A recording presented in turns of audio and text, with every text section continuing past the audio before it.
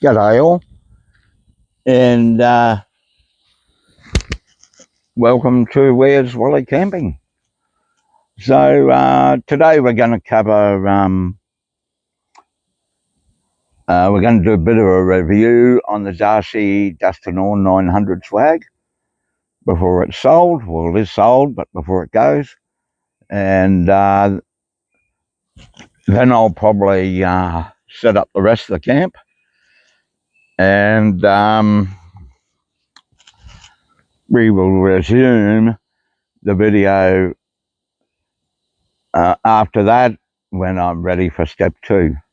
All right, well, let's get straight into it here.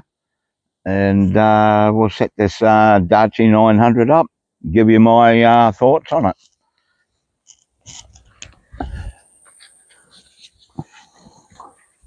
Let's get the chair out of the way. Make sure the video's pointing the right way. That'll help. We'll turn it around a little bit. There we go. It's a little bit better. All right, let's get this up. The Dachy 900 swag. In my view, it's a really nice swag. I've had it for a little while. Never let me down. Seems to be waterproof and quite good material. You get a canvas bag with it, which also has little rain flaps here to stop this with the swag getting wet. If you put it on your roof or something, the canvas is made out of the same material as the swag itself. So you got these two little D cords up the top. Undo that. Now this one's since about, I think it's 2022, the Darche had a bit of a problem, I think, don't quote me, but a bit of a problem with the original poles that were in it. In 2022, they put some thicker, better poles on it. But we'll put it up. Hopefully the person who's buying this will see how to put it up, so she doesn't struggle too much if she goes camping by herself. Yeah, very good bag. It's actually very easy to fit the swag back into. Yeah, so here it is. Once you get it open, there's a couple of more D things here, very thick, strong ones. And these cords are attached to the bag. And I'm actually getting some cold coin swags to test. I don't think they are attached to the swag, for the reason being, when you roll the swag out, if the ground's wet or dirty or dusty or something, these straps get dirty. That's the disadvantage, and the advantage is you'll never lose them because it's attached to the swag. So this one's the 900 one, single, king single. Very nice. Ripstop canvas, 600 whatever it is floor. The mesh is really nice. It's pretty fine. I don't think any mesh will stop midges, but it's pretty close.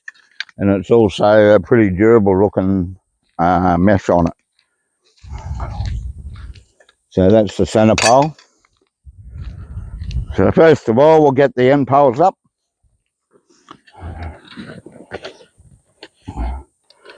Yeah, those poles are a little bit different than your normal ones. You got a centre one and two ends, so you can pack them up the top here when you pack. Naturally. And anyway, so you get one of the sides, put it in. The centre one's got a chrome bit at each end, so you can pick it centre. The others haven't. Put it into the pole down the bottom here. And get the other one, other side. Same thing. Just like this. Now, try and hold before you put the other one in. Level out and get them even, these poles. Number one, less chance of breaking. And number two, unless the swag flies all over the ground seat here, easier to plug the other side in. I wouldn't mind betting that there is a possibility that the 23-0 and this one could be made in the same factory. It's got very similar guy ropes on the end and tensioners on those guy ropes are the same. So bring it up, start from the bottom up, put your clips on. Once again, start from the bottom up, alternate sides, reduces, again, the chance of breaking your poles. When you put it down, you go the other way from the top down, side to side. These got a 70mm. The newer ones have got a 70mm high density mattress in them. Apparently the older ones, the old model only had 50, but this one's got 70. Do the same both ends.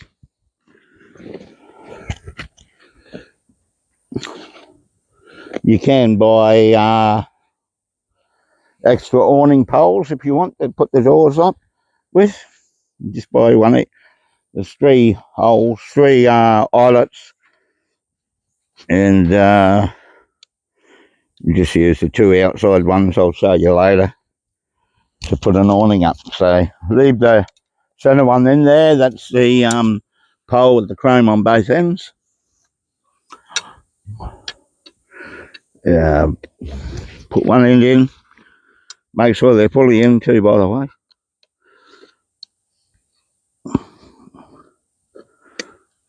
And get the floor in.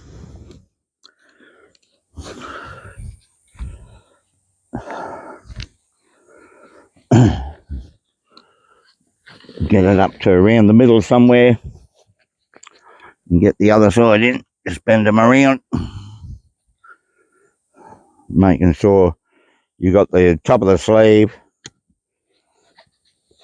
near the top, so you don't, muck the poles around too much. This one's sliding around a bit on the ground seat, but you should always use one. Protects the floor of the swag, even though they've got a thick skin. Okay, bring it back onto it. Make sure they're nice and level, and then do your clips again from the bottom up, side to side.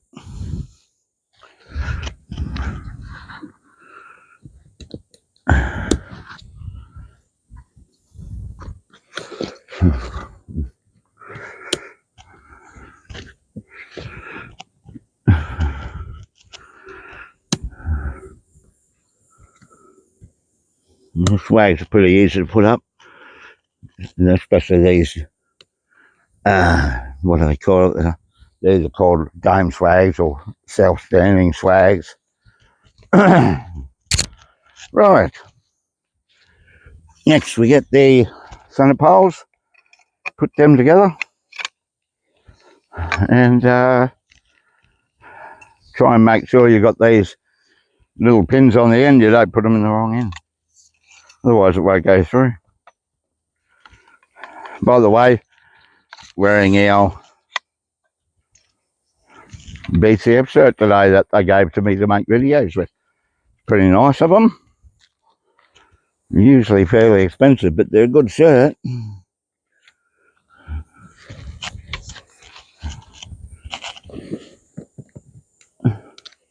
Put it through the eyelids, make sure it's through both sides. And the outside as well, the outside of it there. Right, spread your pole. Lock it down. And put your little brackets up the top, and that's almost it. We'll just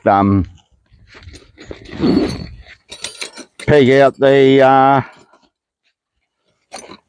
ends here. You can open your inside end windows, and I would have them open at all times. Helps reduce condensation. And also these Dachy swags, they the little bit on the end here goes quite low, so there has to be very, very heavy rain to go in here. So we'll just peg these in. Oh, I've got the little hammer. Might grab the bigger one. Yeah, probably going to need me bigger one. Hang on a minute. All right, I call this hammer the peginator. Knocks pegs in no matter what the ground is.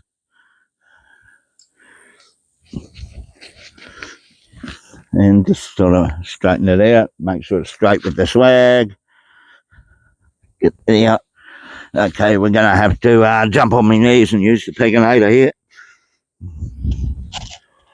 Ground a little bit hard.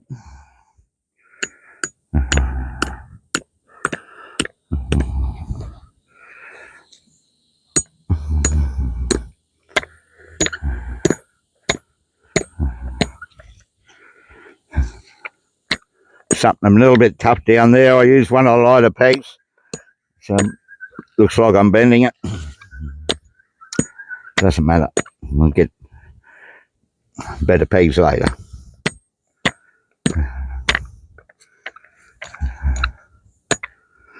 That's the end of that peg. That's why I call it the peginator, but sometimes you need it.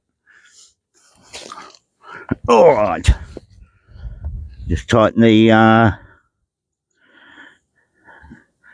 tension it up a little bit.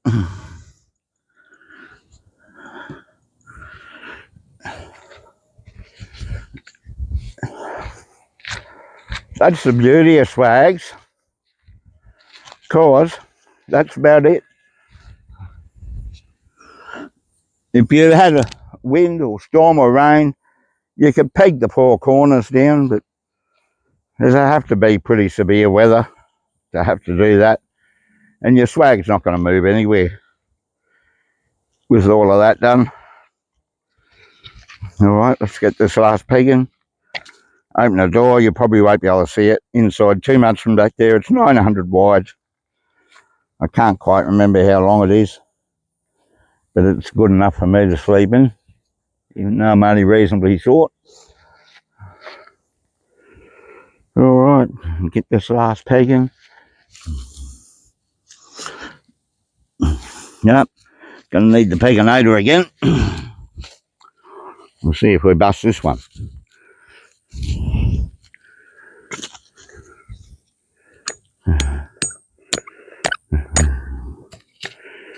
Yeah, usually now, because I'm getting a bit older, I sometimes sleep on a stretcher, especially in the rain. You don't want the bottom of the swag getting all wet. And just make sure your stretcher's a tiny little bit narrower than your swag, so that doesn't allow the water in between the swag and the stretcher. Found another bit. Lucky you got the peginator. Just pegging a little bit tougher, not bending.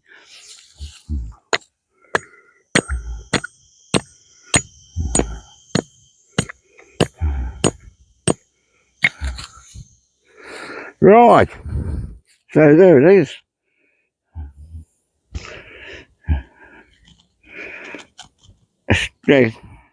Just tensing that out a little bit more, not too much, just, you know, reasonably taut.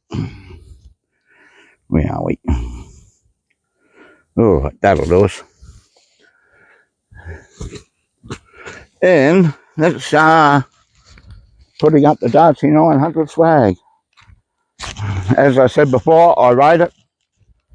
The ends here got flaps that go over the zips for the doors. And yeah, nice big wide openings on front and back, and the two little vent windows on the sides. Tonight, probably be at least one of these main doors thrown back. Fairly warm night, so you don't need it all locked up. I don't think it's going to rain too much. Now, here's the little eyelets I told you about. It's got three. You can get a set. I forgot, for the like of me at the moment, awning poles for the Dachy, and that just allows you to have a bit of awning. You put it in both corners there. It's got three as well. So there you go. Very comfortable swag. Very well built swag. The zips are very tough. The mesh is very good. Quite small but still durable. And that's him for the swag. I will get back in touch with you guys a bit later on when I'm finished setting the rest up.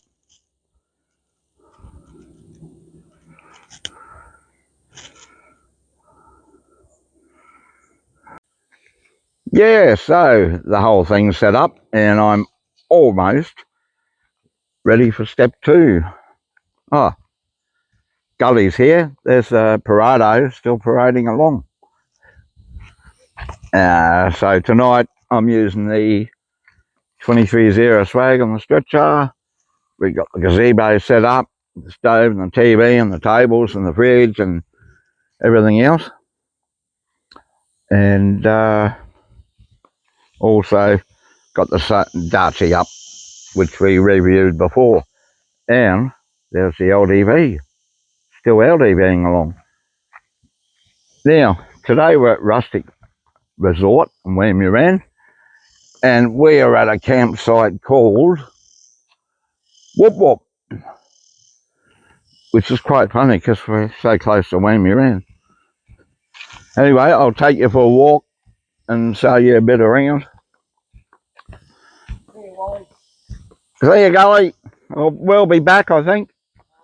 It's uphill on the way back. Fuck it. Sure, might have to cut that word out. Yeah, so it's not bad. You'll find Rustic Resort on Hip Camp. I will leave a link. And right, here's our loo. Not too far away. I'll just walk you down to the other campsites. I have shown you them before. But yeah, well, where we were, that's the site called Whoop Whoop. Doris here is a lovely lady. I do recommend staying here. The owner is good. If you like bush camping and you're not far away from the city, this is the place to go. I mean, look at it. Feels like you're in the thick bush. You can probably hear the cicadas carrying on. So we'll just walk up the hill here a bit.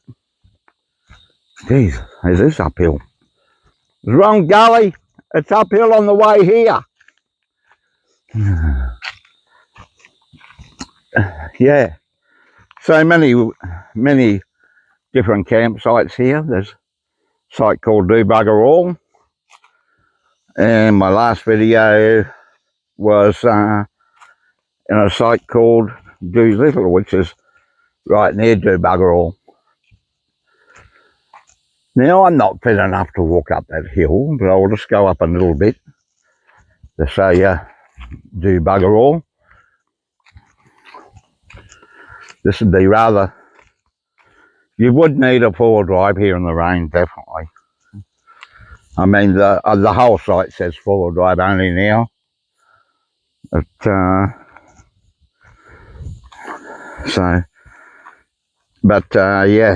it's worth it.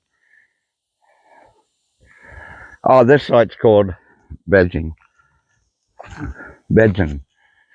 It's a nice little site. It's the very first one I stayed in when I started coming here. Yeah, 4-drive only. And this side is Bedging. Probably do, I don't know, 2 couples. It'd be really good. You get a camper trailer or something in here. We've actually got most of the place to ourselves this time around because I don't know, maybe people think it's too hot. There's little fire pits at a lot of the sites. She has got, right, you must have all the fires fully out and all the coals extinguished. So yeah, that's fair enough.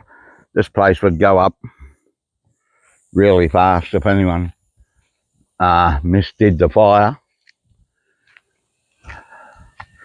Okay, well that's the 2 sites I'm going to show you today. Bedging and Whoop Whoop, which is where we are. In Whoop Whoop. Feels like you're in Whoop Whoop. You've got the cicadas going. You can barely hear the highway on the diagonal highway. The traffic on the diagonal highway. All the toilets are serviced all the time, always been very clean, proper toilet paper. The soap in there. They are, what are they? They're chemical toilets. So, yeah, they're pretty clean.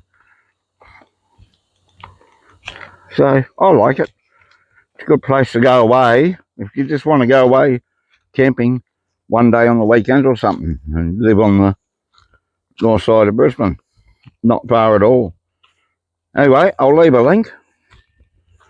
I'll leave a link to the Dachy swag and the 23-0 swag again. And right now, I'm going back to camp. That's step 2. Thanks for watching.